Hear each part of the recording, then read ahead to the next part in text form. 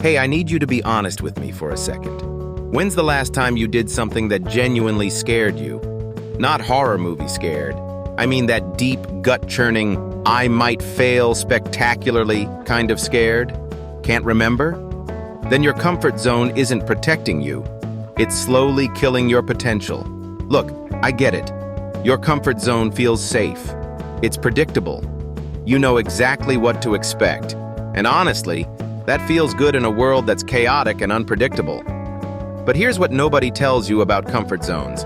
They're not actually comfortable. They're just familiar. Before you click away thinking this is another just take risks video, stick with me. I'm about to show you why your comfort zone isn't your friend.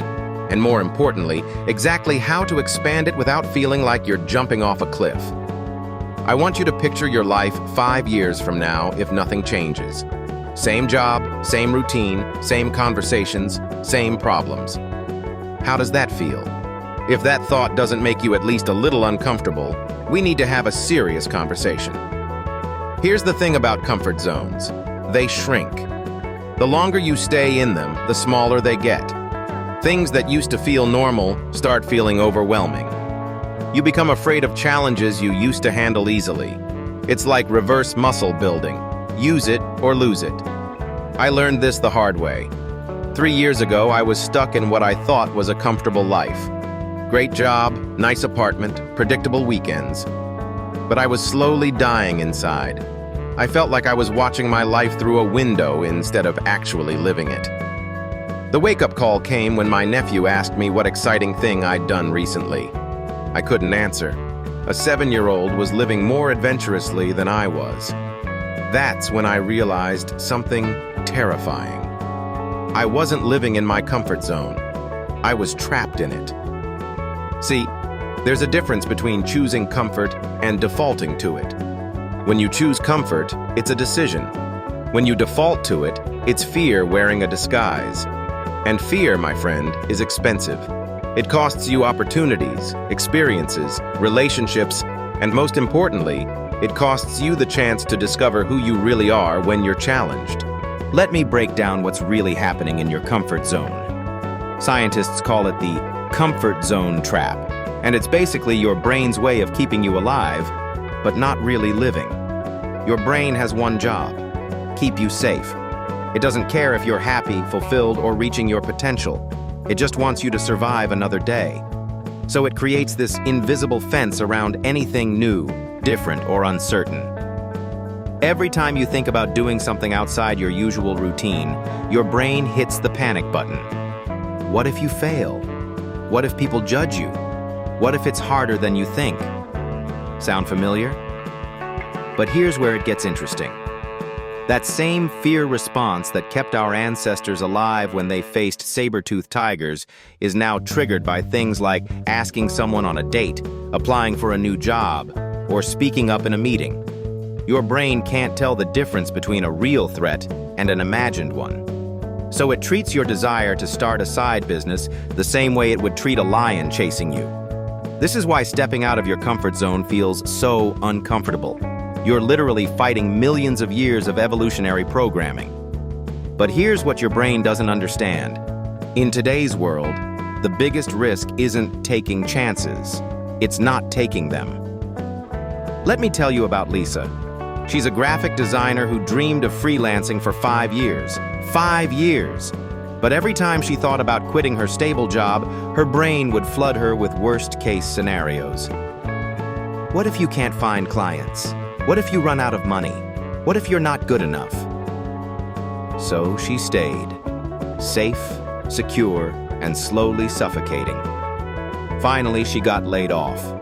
Forced out of her comfort zone, she had no choice but to try freelancing. Guess what happened? Within 6 months, she was making more money than her old job, working with clients she actually liked, and wondering why she waited so long. The thing she was most afraid of, losing her job, ended up being the best thing that happened to her. This happens more often than you think. The things we're running from are often the exact things we need to run toward. But you don't have to wait for life to force you out of your comfort zone. You can choose to expand it on your own terms. Here's the secret. Your comfort zone isn't fixed, it's elastic. Every time you stretch it, it gets a little bigger. Every time you do something that scares you and survive, your brain recalibrates what safe looks like. The key is understanding the difference between your comfort zone, your fear zone, and your growth zone. Your comfort zone is where you feel safe and in control. Your fear zone is where anxiety, worry, and self-doubt live. And your growth zone? That's where the magic happens. That's where you develop new skills, build confidence, and discover capabilities you didn't know you had. Most people think you have to leap from comfort directly into growth. No wonder it feels terrifying. But there's a better way. The secret to expanding your comfort zone isn't dramatic leaps. It's strategic baby steps. I call it comfort zone stretching, and it's way more effective than the just go for it approach. Here's how it works. Instead of jumping from your comfort zone straight into your fear zone, you take tiny steps that feel manageable but still challenge you. Think of it like going to the gym.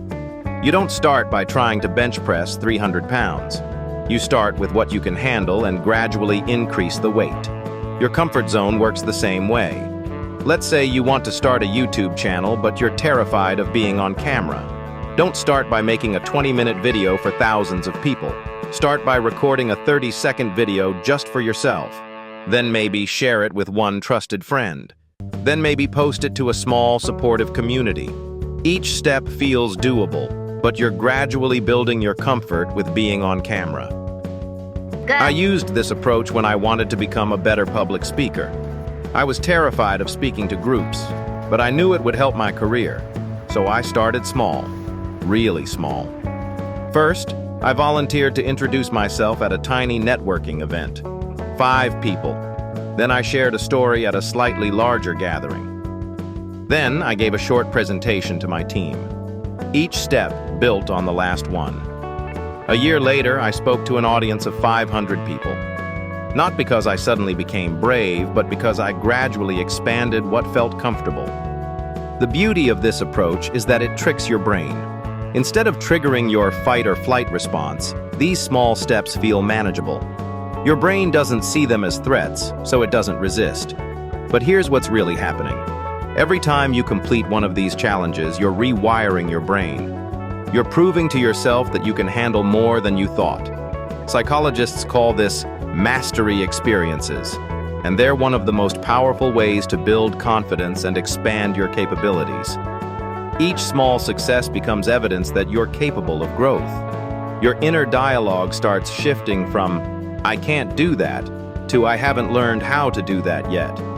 That one word, "yet," changes everything. It transforms a fixed limitation into, "Now here's something most self-help gurus won't tell you." Expanding your comfort zone isn't just about taking risks. It's about becoming comfortable with discomfort. There's a difference. Taking risks can be reckless. Becoming comfortable with discomfort is strategic. When you become comfortable with discomfort, you develop what psychologists call distress tolerance. You can sit with uncertainty, anxiety, and the unknown without panicking or running back to what's familiar. This is a superpower in disguise. Because here's the truth about life. Everything good lives outside your comfort zone. Love, growth, opportunity, adventure, fulfillment, they all require you to be comfortable with not knowing how things will turn out. I learned this from my friend Marcus, who went from shy introvert to confident entrepreneur. I asked him what changed, expecting some dramatic transformation story. Instead, he said something that blew my mind. "I didn't become less afraid. I just got better at doing things while afraid." That's the secret. You don't need to eliminate fear to expand your comfort zone. You need to change your relationship with fear. Most people think fear means stop, but fear can also mean pay attention, or this matters to you, or you're about to grow. When you reframe fear as information instead of instruction, everything changes. Instead of asking, "How can I avoid this fear?" you start asking, "What is this fear trying to tell me?" Sometimes it's telling you to be prepared. Sometimes it's telling you this opportunity matters to you. Sometimes it's just your brain doing its job, trying to keep you safe from imaginary dangers. Here's a practical exercise that's changed everything for my clients. The next time you feel that comfort zone resistance, pause and ask yourself 3 questions. Question 1. What's the worst that could realistically happen? Not your anxiety's version of worst-case scenario, the actual, realistic worst case. Question 2. If that worst case happened, how would I handle it? This reminds your brain that you're resourceful and capable of dealing with challenges. Question 3. What's the cost of not taking this action? This is often higher than the risk of taking it. Most of the time, you'll realize that the risk is manageable and the cost of staying stuck is too high. But let's be real. Some days, you won't feel like pushing your comfort zone. Some days, you'll want to hide under a blanket and binge-watch Netflix. And that's okay. Progress isn't about being brave every single day. It's about being brave more days than you're not. It's about making the overall trajectory of your life point toward growth instead of stagnation. Remember Lisa, the graphic designer I mentioned earlier? She told me something profound after her first year of freelancing. I realize now that my comfort zone wasn't protecting me from failure. It was protecting me from success. Think about that. Here's what nobody tells you about comfort zone expansion. It becomes addictive in the best possible way. Once you start seeing what you're capable of when you push past your self-imposed limits, you start craving that growth. Not because you become reckless, but because you realize that the person you become through challenges is more interesting than the person you are when everything's easy. Every time you do something that scares you and survive, you collect evidence of your own capability. You start trusting yourself more. You stop looking to others for permission to live your life. That confidence? It's not arrogance or fake it till you make it energy. It's the quiet knowing that you can handle whatever comes your way because you've already proven it to yourself. But here's the beautiful paradox. As your comfort zone expands, you also become more comfortable with simplicity. You don't need to constantly prove yourself because you know what you're made of. You can choose comfort when it serves you instead of defaulting to it because you're afraid. You become someone who takes calculated risks instead of avoiding all risks. Someone who sees challenges as opportunities instead of threats. Someone who asks, why not me, instead of why me? I want to share one final story. Remember when I couldn't answer my nephew about exciting things I'd done? Well, last week he asked me the same question. This time I told him about the photography class I'd just finished, even though I was terrible at it. The salsa dancing lessons I'd started, even though I have 2 left feet. The podcast I'd launched, even though I was terrified of my own voice. The trip I'd booked to a country where I don't speak the language. His response? Uncle, you're becoming more fun. Out of the mouths of babes, right? When you expand your comfort zone, you don't just become more capable. You become more interesting. To others, but more importantly, to yourself. You start living stories worth telling instead of just consuming other people's stories. So here's my challenge for you. In the next 48 hours, I want you to do one thing that makes you slightly uncomfortable. Not terrified, just slightly nervous. Maybe it's starting that conversation you've been avoiding. Maybe it's signing up for that class you've been researching. Maybe it's applying for that job that seems slightly out of reach. Maybe it's just introducing yourself to a stranger.